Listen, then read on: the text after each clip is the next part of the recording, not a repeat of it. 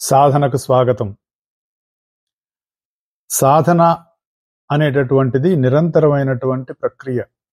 జీవితంలో మనం చేసేటటువంటి అనేక రకాలైనటువంటి పనులన్నీ కూడా సాధనతోటే సమకూరుతాయి.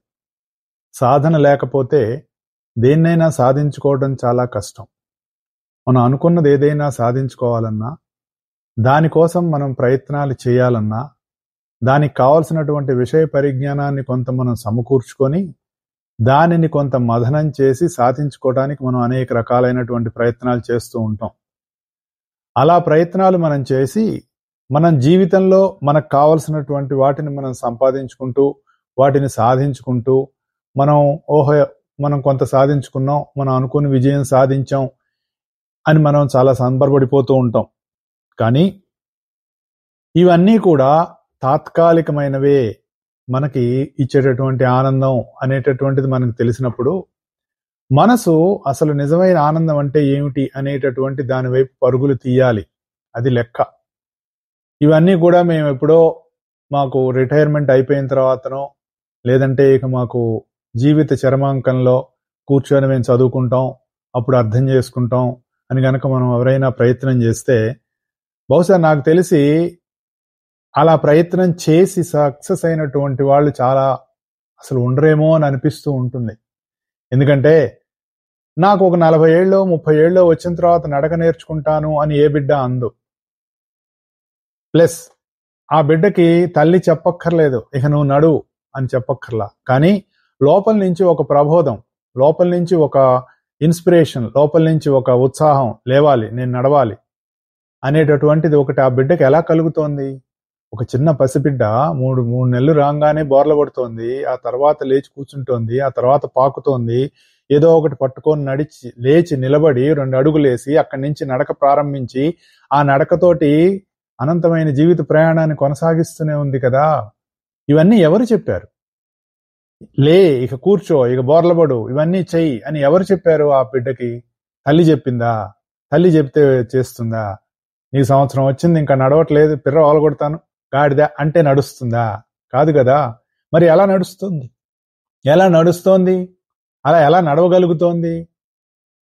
మరి అలాగే ఆహారం ఇస్తున్నారు, సమయానికి ఇస్తున్నప్పుడు నువ్వు ఇప్పుడు అన్నం తిన్నావు కదా, ఇక జీర్ణం చేసుకో అని ఆ బిడ్డకి తల్లి చెప్తేనో తండ్రి చెప్తేనో మరి బామ్మో అమ్మమ్మో నాయనమ్మలో ఎవరో చెబితే జరుగుతోందా?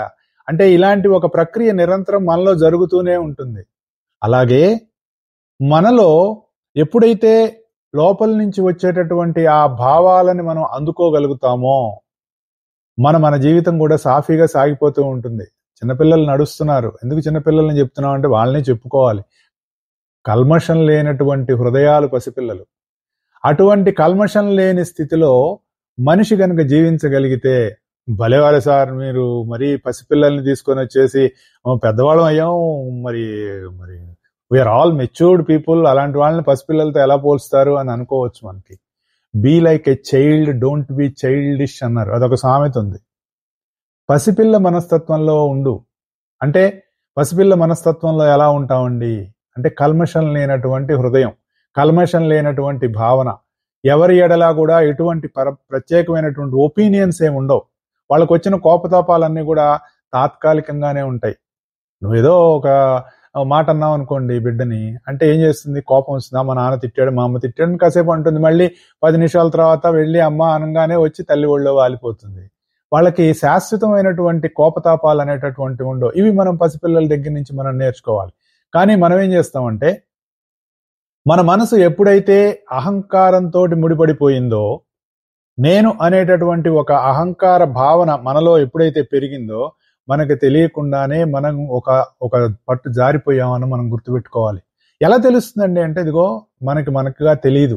పెద్దలు చెప్పినటువంటి అనేక రకాలైనటువంటి విషయాలు మనం అర్థం చేసుకుంటూ ఉన్నప్పుడు, వాళ్ళు ఇచ్చినటువంటి వాటి గ్రంథాలను మనం చదువుకుంటున్నప్పుడు, దానిలో చెప్పినటువంటి విషయాన్ని మనకు విడమర్చి పెద్దల దగ్గర నుంచి, అంటే ఎటువంటి కల్మష భావం లేనటువంటి వాళ్ళు, ఎటువంటి మోటివ్స్ లేనటువంటి వాళ్ళు, కేవలం 10 మందికి మంచి జరగాలి, ఇందులో చెప్పినటువంటి అసలైనటువంటి విషయం వాళ్ళకి తెలియాలి, ఆ విషయం తెలియటం ద్వారా వాళ్ళ జీవితంలో ఉద్ధరింపబడాలి. అలా ఉద్ధరించటం వల్ల వాళ్ళు అనుకున్నటువంటి స్థితికి వాళ్ళు వెళ్ళగలగాలి.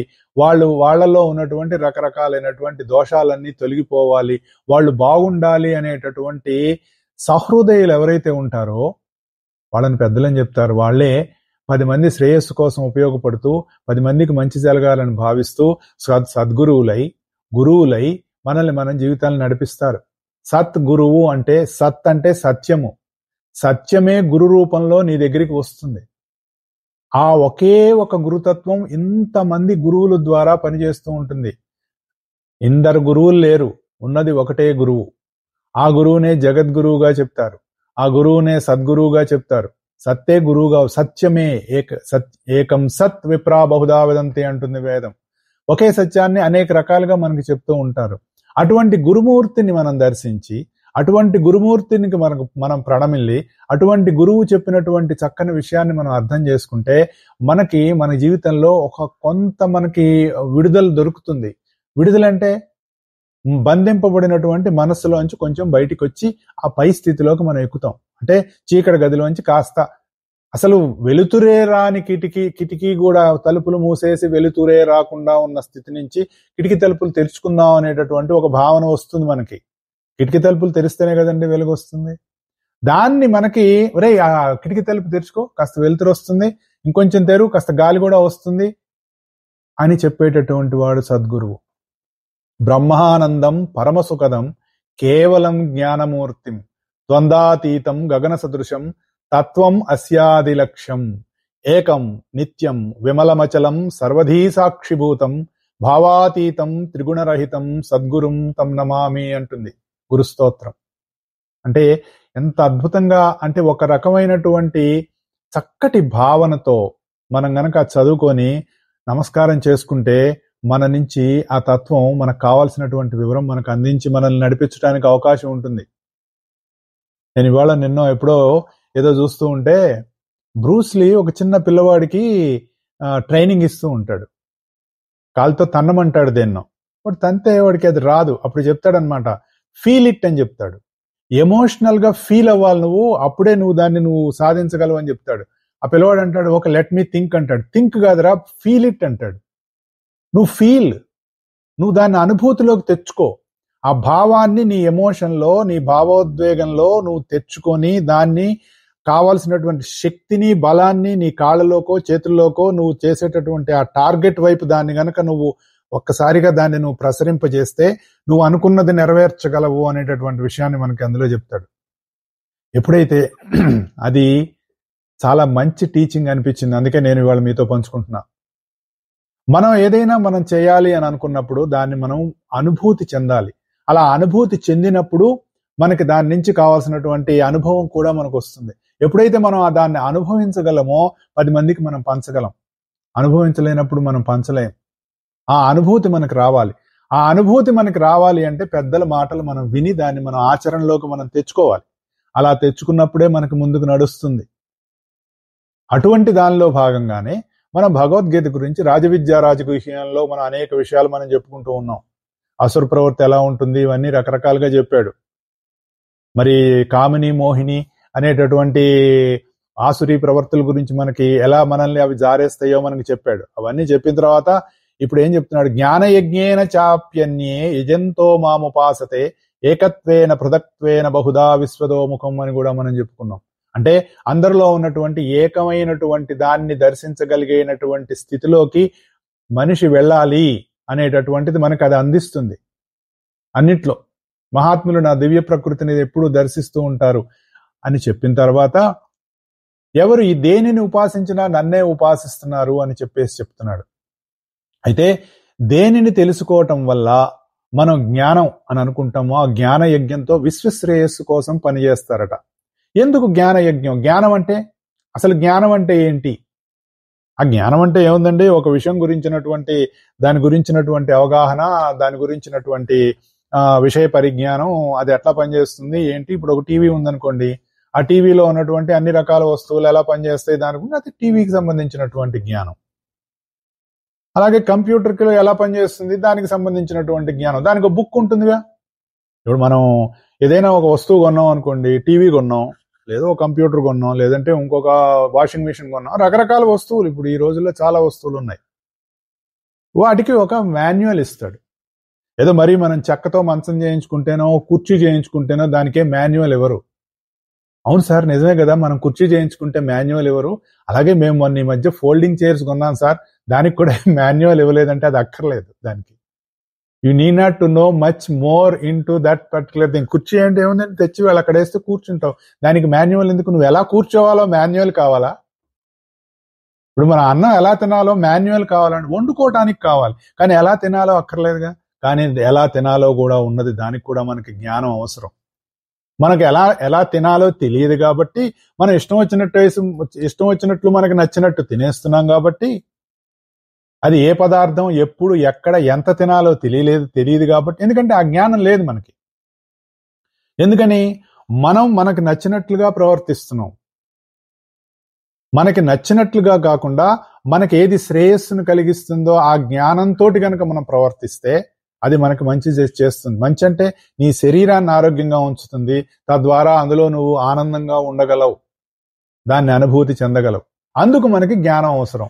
సో అలాగే ఇప్పుడు మనకిస్తారు.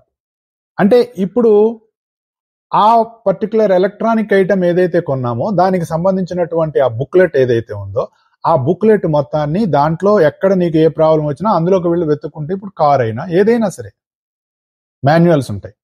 ఒరిజినల్ మాన్యువల్ ఉందా అండి అని అడుగుతారు మీరు కారు అమ్మినప్పుడు, కారు కొన్నప్పుడు. అవి ఎందుకు? దాంట్లో ఆ కారుకి సంబంధించినటువంటివి పూర్తి విషయం ఉంటుంది. అంటే మరీ మీరు కారు ఇంజిన్ తీసి ఇంజిన్ పెట్టేసుకొని మెకానిజం చేసేసుకునేంత విషయం కాదు. మీరు కారు వెళ్తున్నప్పుడు ఏదైనా ఒక చిన్న ఇష్యూ వస్తే దాన్ని ఎలా మనం రెక్టిఫై చేసుకోవచ్చు అనేటువంటి విషయాలు, టైర్ మార్చుకోవటం ఎలా, లైట్లు ఆరిపోతే ఎలా, ఇట్లాంటివేవో కొన్ని ఉంటాయి. Just simple examples. అలా ఎలాగైతే ఈ మాన్యువల్ అనేటటువంటి ఉన్నదో, అలాగే ఈ సృష్టిలోకి మనిషి అనేటటువంటి వాడు వచ్చిన తర్వాత ఈ సృష్టిని గమనిస్తూ, సృష్టిని ఆలోచిస్తూ, ఇది ఇలా ఎందుకుంది, అలా ఎందుకుంది, దీని మెకానిజం ఏంటి, అసలు ఇది ఎలా పనిచేస్తోంది అనేటటువంటి ఒకనొక డీపెస్ట్ ఆ థాట్స్ లోకి వెళ్ళిపోయి ఒక ధ్యాన స్థితిలో అలా ఉండిపోయినప్పుడు ఈ సృష్టిలోంచే అనేక రకాలైనటువంటి విషయాలు వాళ్ళకి బోధపడ్డాయి. ఎలా బోధపడ్డాయి? ఎవరు చెప్పారు ఇవన్నీ? అది కూడా మనకు థాట్ రావాలిగా. ఏమండి, ఈ విషయం తెలియక ముందు అది ఎక్కడుంది? మనం ఎప్పుడు చెప్పుకునే ఎగ్జాంపులే, ఆర్కిమెడిస్ గారికి ఆర్కిమెడిస్ ప్రిన్సిపల్ ఇది అని ఎలా తెలిసింది? వాడెవడో సైన్స్ పుస్తకం చదువుకున్నాడు, సైన్స్ పుస్తకంలోకి ఆయన కనిపెట్టాక వచ్చింది. అంటే మన తెలివి అలా పనిచేస్తుంది. వర్షం పడుతోంది, ఎలా పడుతోంది వర్షం? ఎండలు వస్తున్నాయి, ఎలా వస్తున్నాయి ఎండలు? ఈ భూమి ఒక రోజు కొన్ని నెలలు చల్లగా ఉంటుంది భూమి మీద, కొన్ని నెలలు వేడిగా ఉంటుంది, కొన్ని నెలలు హాయిగా ఉంటుంది, సడన్ గా వర్షాలు పడిపోతూ ఉంటాయి 2-3 నెలలు 4 నెలలు. ఇవన్నీ ఏమిటి, ఏం జరుగుతున్నాయి అనేటటువంటి ఒక భావంలో ఈ భూమి మీద మనిషి వచ్చినప్పుడు దాన్ని విపరీతంగా పరిశోధన చేసి దాని గురించి ఆలోచించి, అలా ఆలోచిస్తూ ఉన్నప్పుడు ఈ సృష్టిలో ధర్మాలు ఎలా పనిచేస్తాయి అనేటటువంటి విషయం వాళ్ళకి బోధపడింది. ఎవరు చెప్పారు? అంతే కదా, మనకి బోధపడిందండి అనగానే ఎవరు చెప్పారు? ఎవరు చెప్తారండి? ఒక చిన్న పసిపిల్ల బోర్ల పడమని ఎవరు చెప్పారు? నువ్వు లేచి నువ్వు పాకు, ఇక నువ్వు నడవాల్సిన వయసు వచ్చింది, అది పట్టుకొని నిలబడు, పాక్కుంటూ వెళ్ళి అక్కడ ఉన్నటువంటి ఓ సోఫానో కుర్చీనో పట్టుకొని నిలబడుతుంది. నిలబడటానికి ప్రయత్నం చేసినప్పుడు కింద పడుతుంది, అయినా మానకుండా పట్టుకొని నిలబడుతుంది, తర్వాత 2 అడుగులు వేస్తుంది. ఇవన్నీ మనం అనుకున్నాం కదా. ఎవరు చెప్పారు? లోపల నుంచే ప్రబోధం వస్తూ ఉంటుంది. అది మనం గమనించవలసినటువంటి విషయం.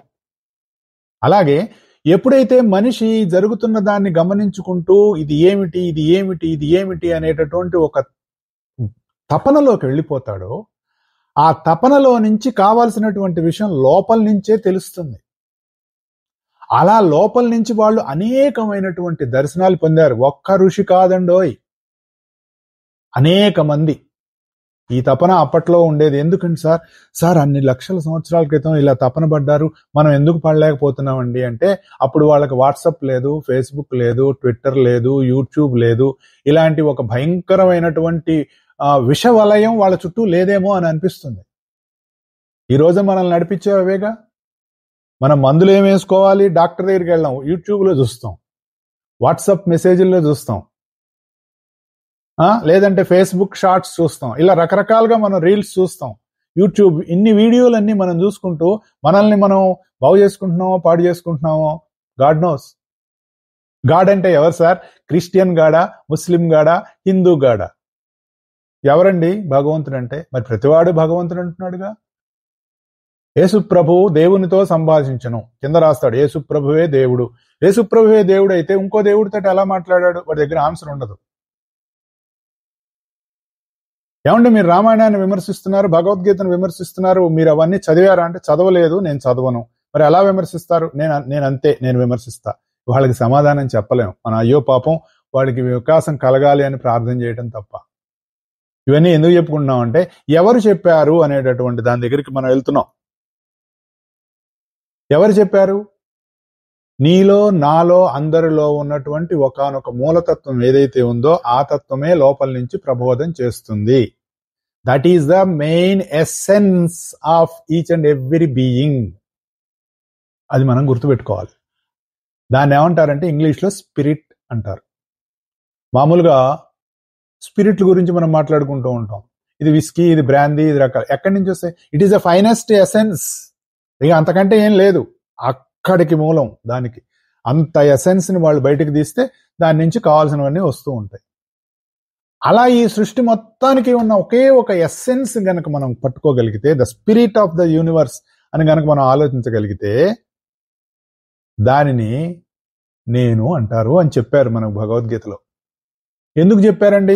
ఏమండి భగవద్గీతలో కృష్ణుడు అంతా నేనే, నన్ను పూజిస్తే ఎవరిని పూజించినా నన్నే పూజించినట్టుగా అని చెప్పారు.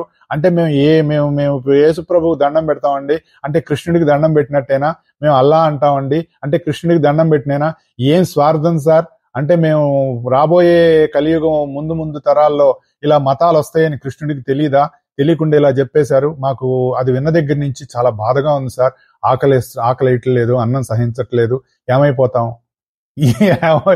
ఏం చెప్పాలి చెప్పండి? నీలో నాలో ఉన్న నేను, ఎప్పుడైతే నువ్వు ఆ నేను అనే పదానికి రకరకాలైనటువంటి బొమ్మలు తగిలిచ్చావో, రూపాలు తగిలిచ్చావో అయిపోయింది.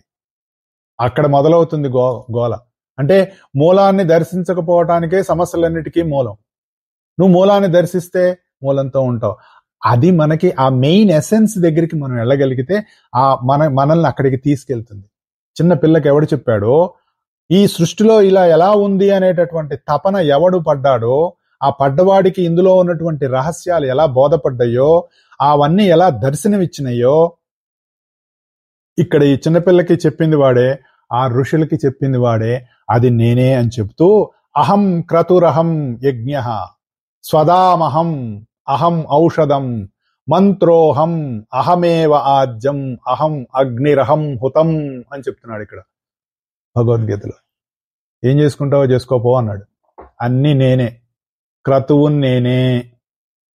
ఏం చెప్తాను చెప్పండి? యజ్ఞాన్ని నేనే, ఔషధాన్ని నేనే, మంత్రాన్ని నేనే, హోమద్రవ్యాన్ని నేనే, హోమాన్ని నేనే, అందులో హుతమయ్యే ద్రవ్యాన్ని కూడా నేనే అని చెప్పాడు. ఎవరు చెప్పారండి ఈ విధంగా? ఒక్కసారి ఆలోచించండి. సమస్త మత గ్రంథాలు చదవండి, సమస్త వాంగ్మయం చదవండి. ఈ సృష్టిలో మనిషిని బాగు చేయటానికి ఉన్నటువంటి సమస్త విజ్ఞానాన్ని మధించండి. ఇది ఎక్కడన్నా దొరుకుతుందా? ఉందంటే చెప్పండి సార్, నేర్చుకుందాం. I'm ready. ఇక్కడ ఏదో కూర్చొని మనం ఏదో చెప్పేస్తున్నామండి, ఎవరో ఏదో కాదు. నేను కూడా మీతో సాధన చేస్తూ నేర్చుకుంటున్నాను. ఇక్కడ భగవంతుడు నాకు ఒక అవకాశం ఇచ్చాడు. ఒరే, నీ గురువు దగ్గర నుంచి ఏదో నేర్చుకున్నానని విర్రవీగుతున్నావు కదా, నీకు చేతనైతే నలుగురికి చెప్పరా అని నన్ను ఇక్కడ కూర్చోబెట్టాడు. ఇది ఎంత బాధ్యతో మీకు తెలుసా అండి? నాకు ఒక రకమైనటువంటి ప్రసవ వేదన ఉంటుంది ఈ కార్యక్రమంలో ఏం చెప్పాలా అని. నేను చెప్పటం ఏంటి? నేను చెబుతాం అనుకుంటే ఏడిసినట్టు ఉంటుంది. గురువుగారికి దండం పెట్టి, గురువుగారు నేను ఇక్కడ కూర్చున్నాను, నా నుంచి మీరే మాట్లాడండి అనే భావన మనసులో పెట్టుకొని మాట్లాడుతుంటే ఆయన చెప్తూ ఉంటారు ఏదో తోచింది మనకు ఆయన చెప్తే మనకు తోచిందని మనం అందుకోవాలి కదా. అప్పుడు చెప్తూ ఉంటారు. ఎవరు చెప్తున్నారు? నేనే, సమస్తాన్ని నేనే అని చెప్తున్నాడండి రాజవిద్య రాజగుహ్య యోగంలో.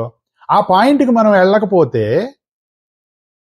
ఎప్పటికీ మనం ఎన్ని నేర్చుకున్నా ఎన్ని చదివినా మనకి ఏది కాదు. అవుతోంది అంటే కర్మ ఏదో మనకి దారిస్తోంది, వెసులుబాటు ఇస్తోంది. మనం ఏదో పూజ చేసేసాం మనకు మంచి జరిగింది అనుకోకండి. ఇవన్నీ కోఇన్సిడెంటల్ గా మనకు కొన్ని సమయాలకు కొన్ని చేస్తూ ఉంటాం మనం. అలా చేసినప్పుడు ఇప్పుడు మీకు చిన్న ఉదాహరణ చెప్తా. మనకేదో ఒకటి రావాలి.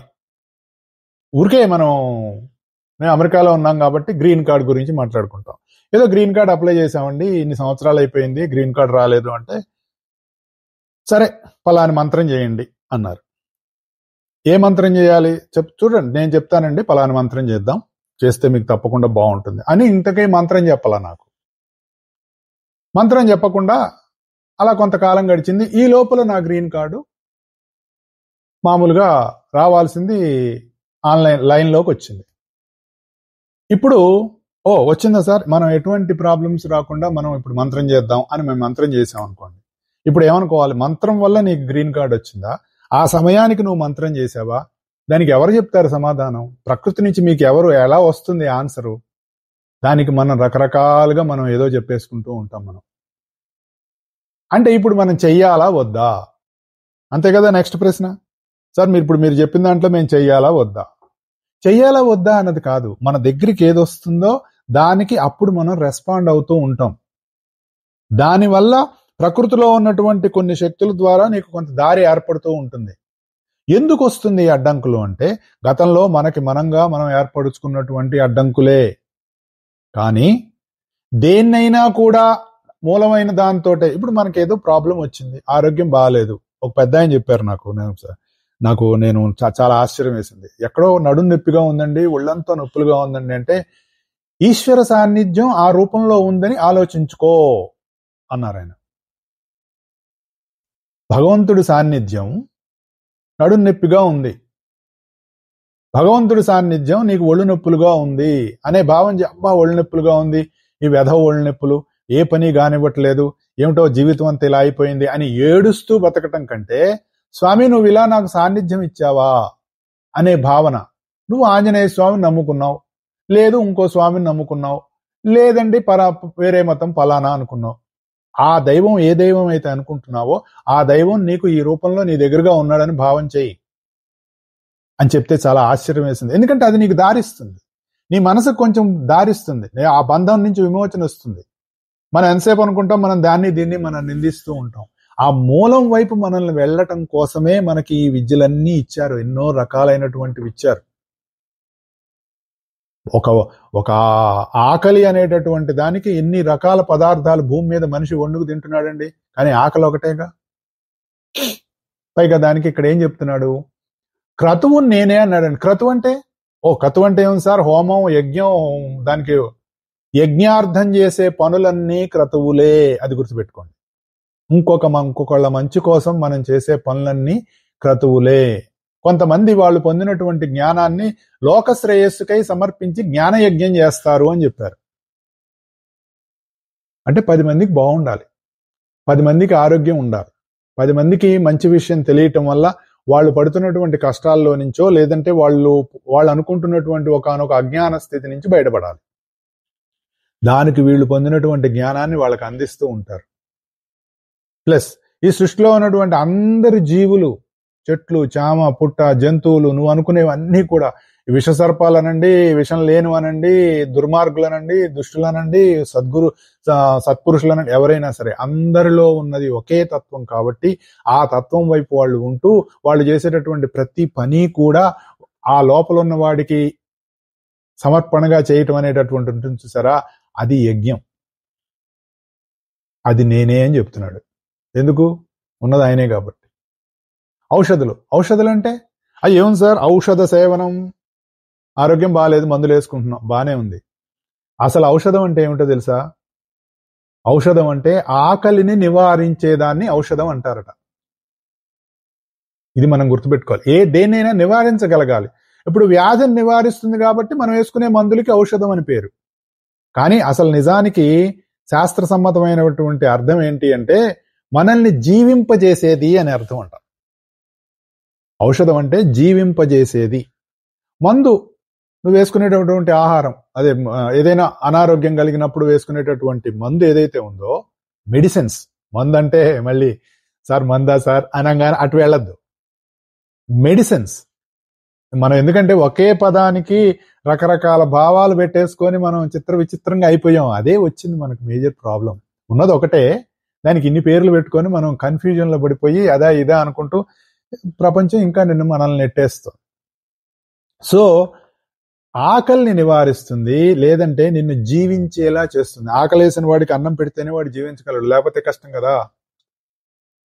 అందుకని ఏం చెప్తారు, కొన్ని ధాన్య జాతులు ఒక పంట వచ్చిన తర్వాత అవి మరణిస్తాయి. సపోజ్ గోధుమ, వరి ఇలాంటి పంటలు ఉన్నాయి చూసారా. ఇప్పుడు మన మామూలుగా వరి వేశారు, అలాగే చెట్లు పెరిగినట్టు పెరిగిపోయి ప్రతి సంవత్సరం మనకు వరి ఇవ్వవు కదా. అవి ఏ సంవత్సరానికి ఆ సంవత్సరం ఫ్రెష్ గా వేసేస్తుంటారు కదా. ఆ మొక్క అలా చనిపోతుంది, దాని నుంచి మనం ధాన్యం తీసుకుంటాం. ఆ తీసుకున్న ధాన్యాన్ని మనం వడ్లు దాని నుంచి మనం రకరకాలుగా మరి దంపుడు బియ్యం అని, పాలిష్డ్ బియ్యం అని, సోనా మసూరి అని రకరకాలుగా మనం వాడుకుంటున్నాం కదా. అది నీకు ఆకలి తీరుస్తుంది కదా. ఆ మధ్య ఎప్పుడో చాలా కాలం క్రితం ఒకసారి ఇలాగే ఓ సందర్భంలో అన్నం అంటే వరన్నమే అన్నాడు ఒక ఆయన. అది అన్నం అంటే వరన్నం కాదండి, అన్నం అంటే ఆహారం అండి. ఏదైనా మనకి మనం తీసుకునేదాన్నే అన్నం అంటారంటే ఒక చిన్న చర్చ జరిగింది మాకు ఏదో గూగుల్ గ్రూప్ లో. అదృష్టవశాత్తు మా గురువు గారి అనుగ్రహం వల్ల నేను ఆ గ్రూప్ లోంచి బయటకు వచ్చేసాను, లేకపోతే అందులో బట్టి కొట్టుకుంటూ ఉండేవాడినేమో, నాకు తెలీదు. ఆ తర్వాత ఎందుకంటే నాకు అంత జ్ఞానం లేదు కాబట్టి బయటకు వచ్చేసా.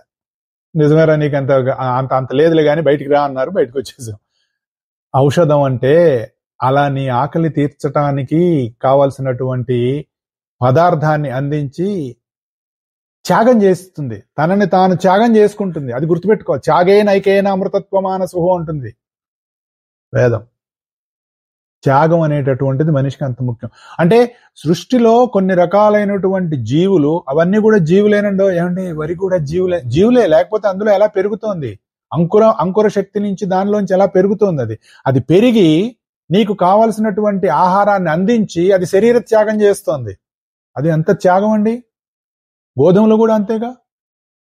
మామూలుగా మనం అనుకునే ఎన్నో రకాలైనటువంటి ఆహార పదార్థాలు ఏ సంవత్సరానికి ఆ సంవత్సరం మళ్ళీ మనం ఫ్రెష్ గా ఎందుకు వేసుకుంటున్నాం?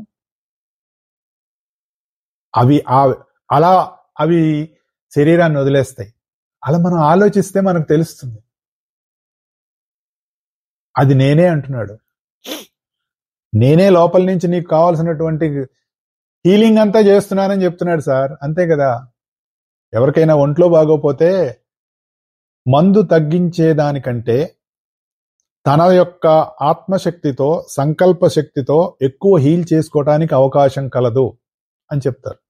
నా ఫ్రెండ్ ఉన్నారు ఒక ఆయన చాలా మందికి కొంత హీలింగ్స్ అవి ఇస్తూ ఉంటారు. నేను ఒకసారి ఇలాగ మాట్లాడితే ఆయన చెప్పాడు అనమాట, మనం ఏదో హీలింగ్ చేసేస్తున్నాం అనుకుంటాము, మనం హీలింగ్ చెయ్యము. లోపల నుంచి వాళ్ళ సోల్ పవర్ ఏదైతే ఉందో, వాళ్ళ యొక్క విల్ పవర్ ఏదైతే ఉందో, దానితోటి హీలింగ్ అనేటటువంటి జరుగుతుంది. కానీ మనం చేస్తున్నాం అన్నది కాదు. వీళ్ళట హీలర్స్ ఏం చేస్తారంటే వాళ్ళతో ఒక సోల్ కాంటాక్ట్ లాగా పెట్టుకొని వాళ్ళ సోల్ కి కావాల్సినటువంటి ఏమైనా బ్లాకేజెస్ ఉంటాయి, ఎక్కడో మనకు తెలియకుండా చాలా బ్లాకేజెస్ ఉంటాయి మన ఇంటర్నల్ సబ్ కాన్షియస్ మైండ్ లో. వాటి నుంచి కొంత వాళ్ళకి వెసులుబాటు ఇస్తారట. అలా ఇవ్వటం వల్ల వాళ్ళలో ఆ హీలింగ్ అనేటటువంటిది జరుగుతూ ఉంటుంది అని చెప్పారు. అని నాకు చాలా ఆశ్చర్యం వేసింది. But it is true. మనం మందులు వేసుకుంటున్నాము, ఆ మందులు కూడా నువ్వు ఈ మందులు చేతిలో పట్టుకొని నేను వేసుకునేటటువంటి ఈ ఔషధం నా శరీరానికి స్వస్థతను చేకూర్చుగాక, దీని ద్వారా నాకు ఆరోగ్యం చేకూరుగాక అనేటటువంటి ఒక సద్భావంతో నువ్వు ఆ మాత్రలు కనుక వేసుకున్నట్లయితే నీకు తొందరగా దాని నుంచి పాజిటివ్ రిజల్ట్స్ వస్తాయి. నా బొంద ఏం పనిచేస్తాయండి మందులు, ఏమిటో ఈ జన్మ మందులు మింగటంతోటే పోతోంది అనుకుంటూ మీరు వేసుకున్నారనుకోండి, అవి కూడా అలాగే పనిచేస్తాయి. పాపం వీడి భావన అలా ఉంది, మనం ఎందుకు పనిచేయాలని అనుకుంటుంది. సృష్టిలో ఉన్నటువంటి ఒకే శక్తి కదా. ఆ మందుల్లో ఉన్నటువంటి అణువుల్లో ఉన్నటువంటి శక్తి కూడా అదే కదా. భావంలో మార్పు రాకపోతే మనం ఎన్ని చేసినా కూడా ఉపయోగం లేదు లేదు లేదు. అది మనం గుర్తుంచుకుంటే మనం చేసేటటువంటి దాంట్లో మన సాధన అనేటటువంటిది ఇదంతా సాధనే. సాధన అంటే ఏదో బస్కీలు తీసేసి కండలు పెంచేసి ఒక మంత్రాన్ని ఒక 5 లక్షల సార్లు అవన్నీ సెకండరీ అండి. ఇది లేకుండా అది రాదు. Unless you control, unless you arrange your self, మనకి సొల్యూషన్ దొరకదు. ఏదో మంత్రం, ఏదో ఒక స్తోత్రం చదవమన్నారు, స్తోత్రం చదువుతున్నాం. చదువుతున్నంతసేపు మనసు ఎక్కడుంది? ఎక్కడుంటుంది ఎవరికి వాళ్ళకే తెలుసు. నేను ఇక్కడ కూర్చొని చెప్పకూడదు. అది మనం అర్థం చేసుకోవడానికి ప్రయత్నం చెయ్యాలి. రోజు విష్ణు సహస్రనామం చదవండి, లేదంటే లలితా సహస్రనామం చదవండి, లేదంటే పలాంది చదవండి, ఇంకోటి చదవండి అని చెప్పారు అనుకోండి. చదువుతున్నంతసేపు మన మనసు ఎక్కడుంది మనకే తెలుసు. ఓకే, పెద్దగా చదివామా, చిన్నగా చదివామా, పక్క వాళ్ళకంటే బాగా చదివామా, సరిగా చదివామా లేదా, ఇలా ఆలోచిస్తాం. కానీ మనం దానికి మూలమైనటువంటి అమ్మవారి మీద మనకి మనస్సు వెళ్ళదు. అలాగే పెద్ద పెద్ద యజ్ఞాలు చేస్తారు, హోమాలు చేస్తారు. ఆ చేయటంలోనే ఉంటుంది కానీ ఆ చేసే విధానంలో ఉన్నటువంటి ఈశ్వర తత్వాన్ని గమనించరు అన్నది కూడా మనం అర్థం చేసుకోవాలి. స్వాహాకారాలు చెప్తారు, మేము బ్రహ్మాండంగా చెప్పామండి, కానీ ఆ రూపంలో ఉన్నటువంటి ఈశ్వరుణ్ణి గమనించరు అని చెప్తున్నారు. మంత్రాలు, ఇక మనకి శివాభిషేకాలు వస్తాయి.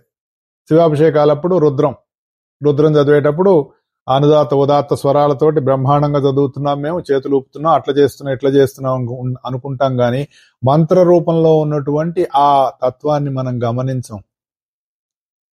అలాగే హోమం చేస్తుంటే అలా అగ్నిజ్వాలలు వస్తూ ఉంటాయి. ఆ అగ్నిజ్వాల రూపంలో ఉన్నటువంటిది ఆ తత్వం అనేటటువంటిది గమనించం. ఎందుకు గమనించం? మనం ఆ మూలంలోకి వెళ్ళటం అన్నది మనకి చేత కాదు. ఆ దర్శనం అనేటటువంటిది మనకి లేదు. నువ్వు తీసుకెళ్లి అందులో హోమద్రవ్యంలో హోమాలు వేస్తున్నావు. హోమంలో వేసినప్పుడు అవి ఏమైపోతున్నాయి?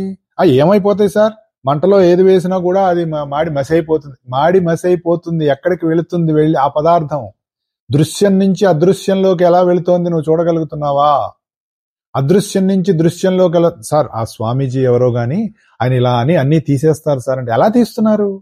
అనుకుందాం, మాయలే అనుకుందాం. కాసేపు ఆయన ఎక్కడో చొక్కాలో పెట్టాడండి, అది పెట్టాడండి, ఇది పెట్టాడండి అని మనం అనుకుందాం. ఎన్ని పెడతారు? అలా తీశారనుకోండి, ఎన్ని పెడతారు? అంటే అదృశ్యం నుంచి దృశ్యంలోకి తీసుకురావడం, దృశ్యం నుంచి అదృశ్యంలోకి పంపించడం అనేటటువంటి ఒకానొక క్రతు విద్య. అది సాధన చేసిన వాళ్ళకి వస్తుంది. మనకి అది మాయా మంత్రం లాగా అనిపిస్తూ ఉంటుంది, వాళ్ళకి అది నార్మలే.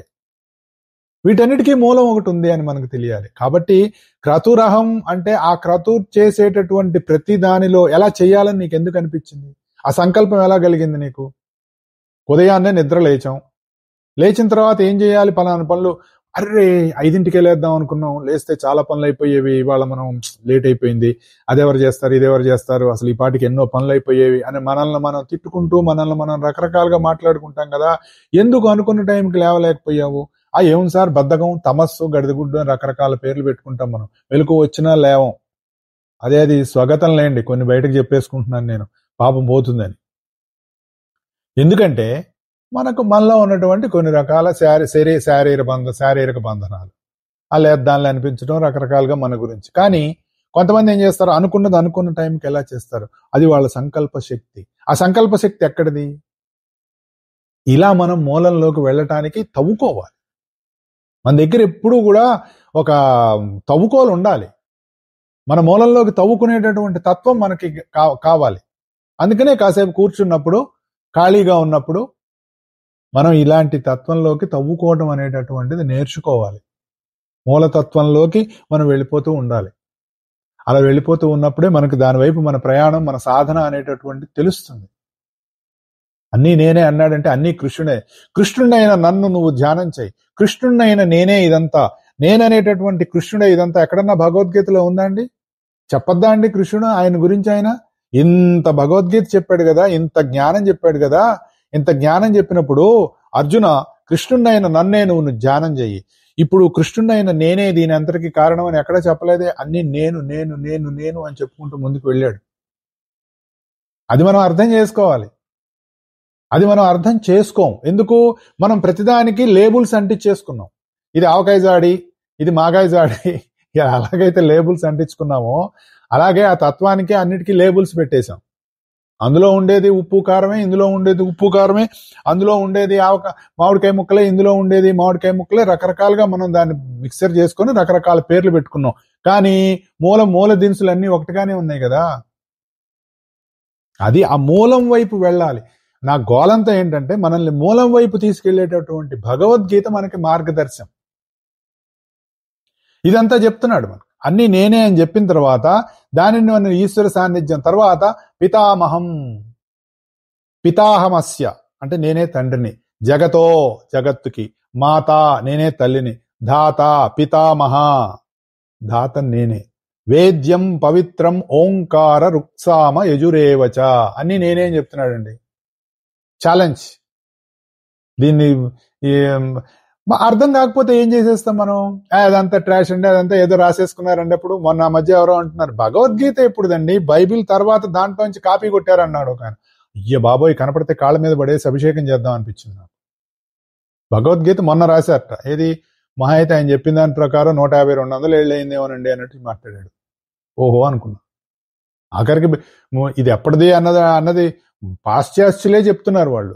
ఇలాంటివన్నీ చాలా ఎప్పుడో ఉన్నాయి, ద్వారక కూడా ఎప్పుడో ఉంది, కృష్ణుడు అనేటటువంటి ఆయన ఉన్నాడు, ద్వారక ఉన్నది అని చెప్పేసి మరి ఆర్కియలాజికల్ సర్వే వాళ్ళు కానీ మరి వేరే ఇతర మనకి మన వాళ్ళ కంటే బయట వాళ్ళు చెప్తే నచ్చుతుంది కదా, వాళ్లే చెప్తుంటే మనం మాట్లాడేస్తే అట్లాంటి వాళ్ళ దగ్గరికి వెళ్ళి మనం మైక్ పెట్టి ఇంటర్వ్యూ చేస్తున్నాం.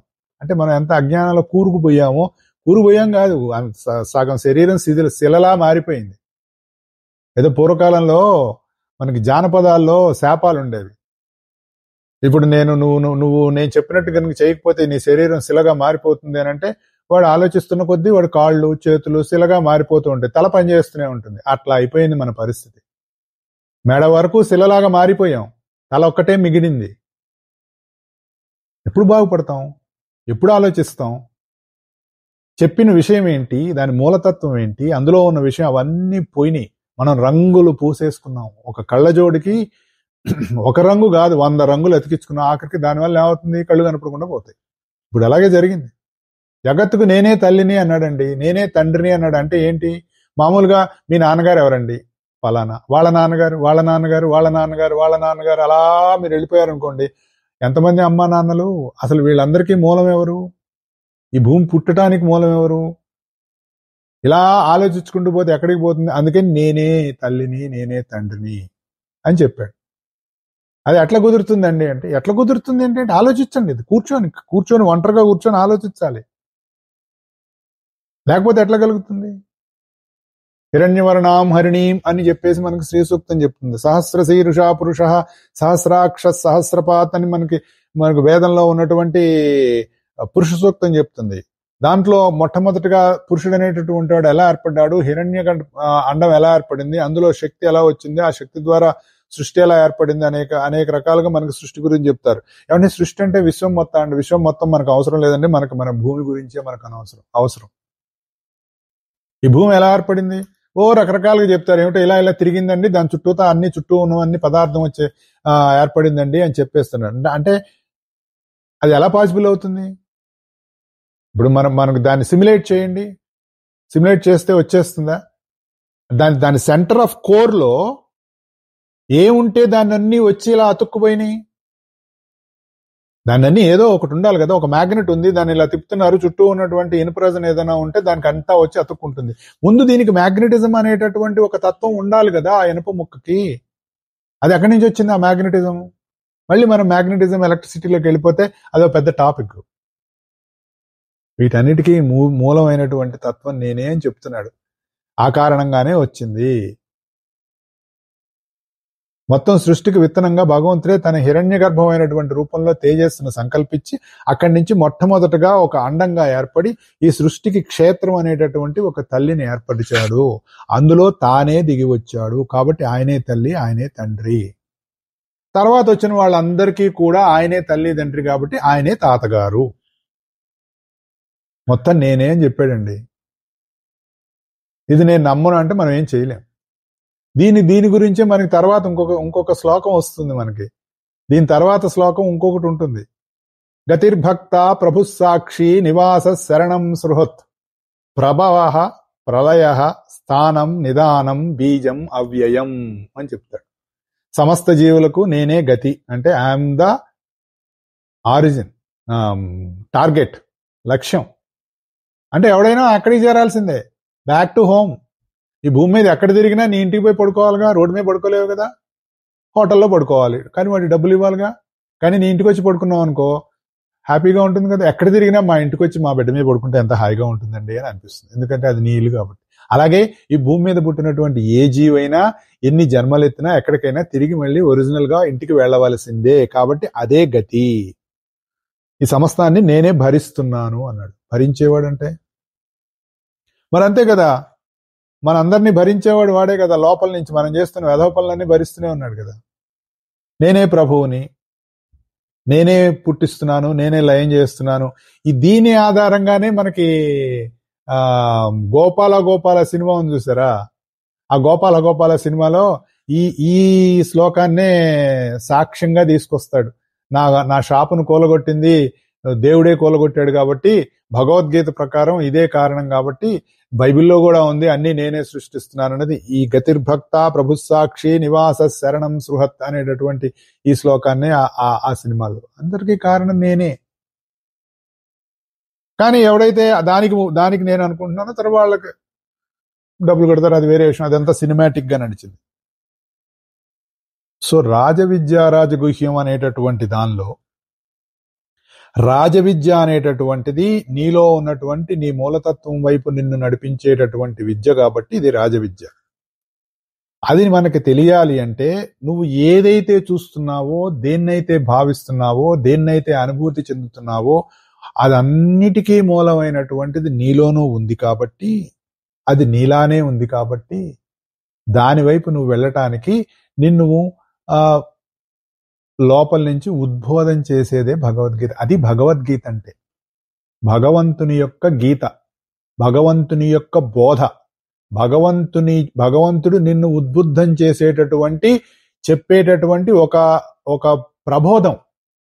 ఒక పసిపిల్లకి ఎలాగైతే నువ్వు లే, కూర్చో, నడు, పడుకో అని ఎలా లోపల నుంచి ఒక ప్రబోధం వస్తే దాన్ని బట్టి ఆ పసిపిల్ల చేస్తుందో, ఎలాగైతే ఈ జగత్తంతా తెలుసుకోవటానికి ప్రయత్నం చేసినటువంటి ప్రాచీన శాస్త్రజ్ఞులు వాళ్ళ మదనంలో నుంచి, వాళ్ళ మనసులో నుంచి, వాళ్ళ ధ్యానంలో నుంచి, వాళ్ళ అంతరంగంలో నుంచి ఎన్నో రకాలైనటువంటి విషయాలు మనకి తీసుకొచ్చి అందించారు.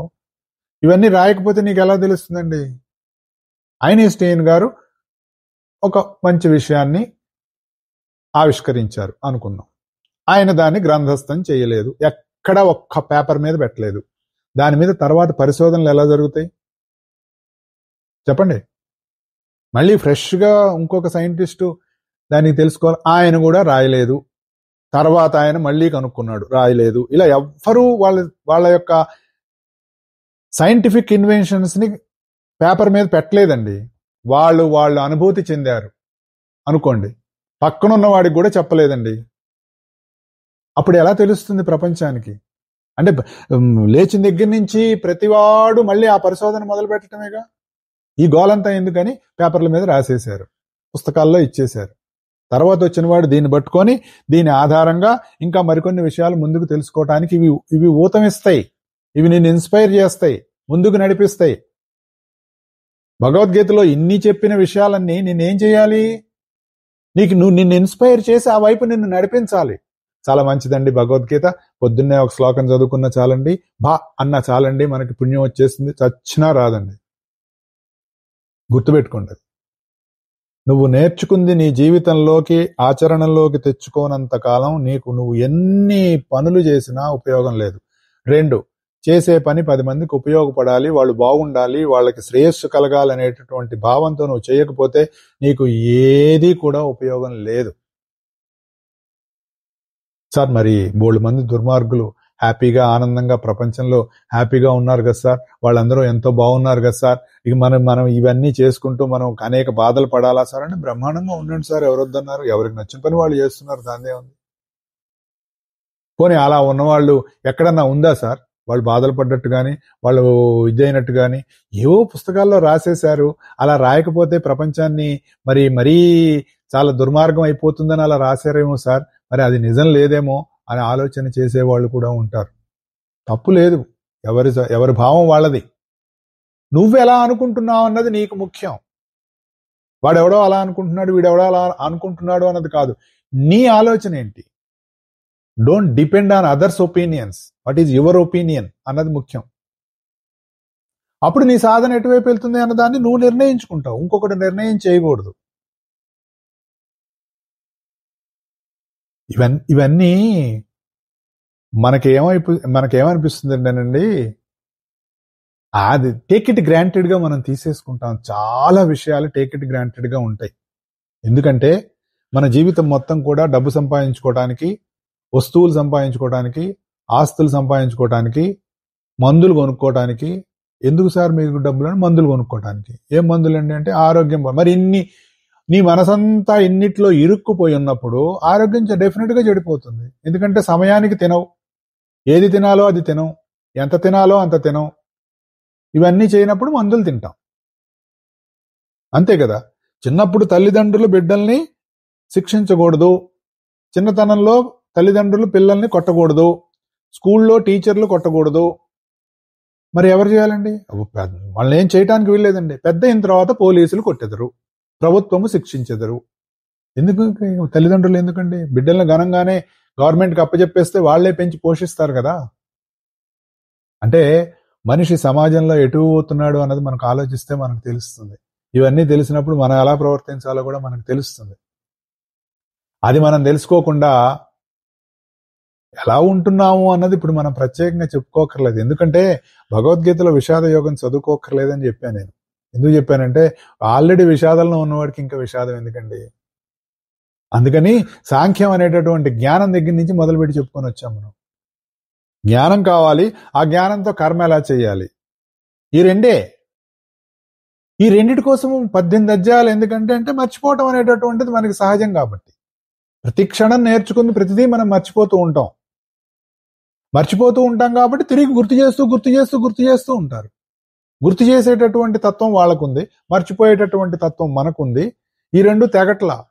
పాపం వాళ్ళకి ఆ వచ్చేటటువంటి గురువులు ఏం చేస్తున్నారు? వాళ్ళు ఎంతో పేషెన్స్ తోటి చెబుతూనే ఉన్నారు. మనం వాటిని లెక్క చేయకుండా ముందుకు వెళుతూనే ఉన్నాం. మళ్ళీ ఏదైనా తేడంగా రాగానే గురుగారు అని కాళ్ళు వెళ్ళి దండం పెడతాం. ఒరే నేను చెప్పింది చేసావా అంటే బుర్ర కొక్కుంటాం, అంతే కదా. అలా జన్మలు వెళ్ళిపోతాయి కూడా. అలా వెళ్లకుండా ఉండాలంటే ఎప్పుడో అప్పుడు ఎక్కడో అక్కడ మనకి చెచ్చర పుట్టాలి. ఏమిచ్చిననైనా కానలకేగినైనా హరిప్రబోధములు అంటాడు. ఏమిస్తే అవుతుంది? ఒరే రోజు జపం చేయరా, 10,000 ఇస్తానంటే జపం చేస్తాడా? చేస్తాడు. ఇవాళ ఇస్తాడంటావా? అన్నాడు కానీ ఇస్తాడంటావా? ఇంకా ఎందుకు ఆ జపం చేయకుండా ఉంటాను బట్ సారీ సార్ నా వల్ల కాదు, మీకు వీలుంటే ఇవ్వండి లేకపోతే లేదన్నారు. ఇది మనకి మనం నిర్ణయం చేసుకోవాలి. అది గతిర్భక్త ప్రభు సాక్షి. ఇక్కడ ఏం చెప్పాడు? అన్నీ నేనే ఏం చెప్పారండి. జ్ఞానయజ్ఞంతో నాలో సమస్తం నిండి ఉన్నటువంటి నన్ను దర్శనం చేసేటటువంటి వాళ్ళు ఏదైతే దర్శిస్తారో దాని గురించి చెప్పాడు. అహం క్రతురహం దగ్గర నుంచి పితాహమస్య అనేటటువంటిది గతిర్భక్త ప్రభు సాక్షి. ఈ 3 శ్లోకాలు సమస్తము నేనే అనేటటువంటి నిండి ఉన్నాను. ఎందుకంటే ఆ నేనే మాట్లాడుతుంది కాబట్టి. ఆ నేను మాట్లాడినప్పుడు నేననే చెప్తుంది, ఇంకొకటి మాట్లాడినప్పుడు ఇంకొకటిగా చెప్తుంది. కానీ నేను ఎప్పుడైతే వచ్చి మాట్లాడుతుందో అదంతా నేనేనని చెప్తుంది. ఆ స్థితి నుంచి మాట్లాడుతుంది. సార్ నేను కూడా నేనంటాను సార్ అంటే నేను చెప్పినట్టు అయిపోతుంది అంటే మరి ఆయన విశ్వరూపం చూపించాడు. నీకు కూడా చేతనైతే నువ్వు కూడా మాట్లాడచ్చు. ఆయన విశ్వరూపం చూపించాడండి. ఎట్లా కృష్ణ మరి ఇవన్నీ నీ చెప్తున్నావు కదా అంటే చూడు నా అఖండ విశ్వరూపాన్ని నువ్వు దర్శించు అంటే ఏంటండి విశ్వరూపం అంటే? కృష్ణుడికి ఏం కనపడింది అక్కడ? మనం విశ్వరూపం అప్పుడు చెప్పుకుందాం. అంటే మనకి తెలియటం కోసం కృష్ణుడే అంతా నిండి ఉన్నట్టుగా అనేక రకాలైనటువంటి అనేక బాహు ఉదరవక్త్ర నేత్రం అనేటటువంటివి ఆయన చెప్తాడు. ఇక్కడ చూసినా అంతా నువ్వే కనపడుతున్నావు కృష్ణ అని అర్జునుడు అంటాడు. అంటే ఏంటి? ఆ దృష్టి అర్జునుడికి ప్రసాదించాడు. మొత్తం అదే ఉన్నట్లుగా దర్శనం చేయడం అంటే ఎక్కడ చూసినా కృష్ణుడు కనపడటం కాదు, మనకి అది ఒక సింబాలిజం గా చూపిస్తారు. అంతా అదే నిండి ఉంది అనేటటువంటి భావన నీకు కలగటం కోసం అలా చూపిస్తారు. లేకపోతే ఎలా తెలుస్తుంది? తెలియదు కదా. అది మనం సాధన చెయ్యాలి. ఆ సాధన మనకి నిరంతరం కొనసాగాలి. అప్పుడు మనం అనుకున్నటువంటి టార్గెట్ రీచ్ అవుతాం. లేకపోతే ఎలా రీచ్ అవుతాం? మనకి చెప్పాడు కదా, టార్గెట్ నేనే అని చెప్పాడు కదా. గతిర్భర్త, గతి నేనే గతి అన్నాడు. ఆ గతి అంటే అక్కడికి మనం వెళ్తాం. అది ఎక్కడో బయట ఆకాశంలో ఎక్కడో ఉందండి అనేటటువంటి భావం నుంచి నీలో నీలా ఉందనేటటువంటి భావం దగ్గరికి మనం వెళ్తే ఈజీ. ఏడుకొండలవాడ, వెంకటరమణ, ఆపదముక్కులవాడ, వడ్డీకాసులవాడ, అనాథ రక్షక, తిరుమలవాస అంటే నువ్వు ఎక్కడో ఉన్నావు, అక్కడెక్కడో ఉన్నావు, ఇక్కడెక్కడో ఉన్నావు. హృదయ నివాస, నా హృదయంలోనే నువ్వు ఉన్నావు అంటే దగ్గరగా ఉన్నాడు. ఎంత దగ్గరగా ఉన్నాడు? కోతవేటు దూరంలో ఉన్నాడు. కోతవేటు కూడా కాదు, నీలాగానే ఉన్నాడు. మనం ఈ విషయాలన్నీ మళ్ళీ మనం మాట్లాడుకుందాం. చాలా బాగుంటాయి చెప్పుకుంటుంటే. వింటుంటే ఎలా ఉంటుందో తెలియదు కానీ చెప్పుకుంటే బాగుంటుంది. ఓకే, బాగుందండి. అలా మన సాధనలు ముందుకు కొనసాగాలని మనసా వాచ కర్మణ కోరుకుంటూ అందరూ బాగుండాలి, అందరిలో మేము ఉండాలని ఆశిస్తూ ఈ వారానికి సెలవు తీసుకుంటున్నాను. వచ్చే వారం కలుద్దాం. జై గురుదేవ్.